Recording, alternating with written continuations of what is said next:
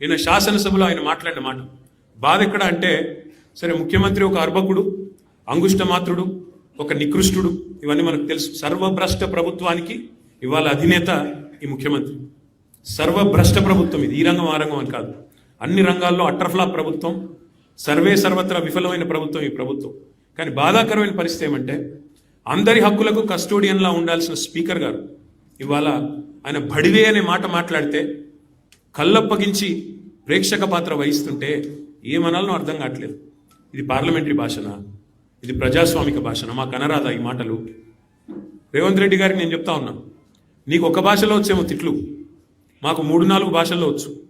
తిట్టాలనుకుంటే మీ తాత జేజమ్మలు దిమ్మె తిరిగేలాగా తిట్టే శక్తి మాకుంది. కానీ ఇంత నికృష్టంగా, ఇంత అల్పంగా, ఇంత దారుణంగా మీరు ఏదైతే వ్యవహారం చేస్తున్నారో, ఇది ఎందుకు చేస్తున్నారో మాకు తెలుసు.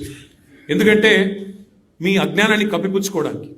నీకు ఐఐటికి IIITకి అంతరం తెలియదు, ఐఐటికి IIITకి అంతరమే తెలియదు. నీకు బచావత్కు బ్రజేష్ కుమార్ ట్రిబ్యునల్కు తేడా తెలియదు. నీకు అసలు కృష్ణా బేసిన్ ఏందో, గోదావరి బేసిన్ ఏందో తెలియదు. నీకు అసలు తెలంగాణకి ఏం కావాలో తెలియదు. నీకు తెలిసిందల్లా ఒకటే, దోచుకోవడం, దాచుకోవడం తప్ప నీకు తెలిసింది ఏమీ లేదు. ఒక అజ్ఞానివి, ఒక ఉష్ట్రపక్షివి. నువ్వు ఏమనుకుంటున్నావు? నిన్న చెప్తున్నాడు ఆయన, తెలంగాణ కోసం అంటే ఈ మహానుభావుడు ప్రాణాలు ఇస్తాడంట. నువ్వు తీసిన ప్రాణాలు చాలు, నువ్వు తీసిన ప్రాణాలు చాలు.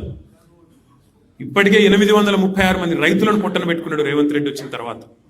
100 మంది పైచిలకు ఆటో డ్రైవర్లను పొట్ట పెట్టుకున్నాడు. 100 మంది పైచిలకు గురుకులాల్లో పిల్లలను పొట్టన పెట్టుకున్నాడు.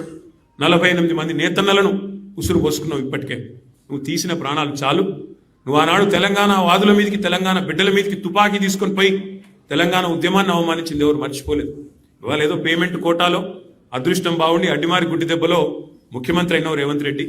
నీ వాగుడు, నీ అల్పబుద్ధి ప్రపంచం మొత్తం చూస్తూ ఉంది. ఒకటి మాత్రం వాస్తవం, నీలాంటి వ్యక్తుల వికృతమైన మాటలతో కేసీఆర్ గారి స్థాయిని మీరు తగ్గించలేరు. మీరు ఎవరేమనుకున్నా సరే, నీ కాంగ్రెస్ పార్టీ నాయకత్వం ఏమనుకున్నా సరే, నువ్వు తగ్గించలేవు.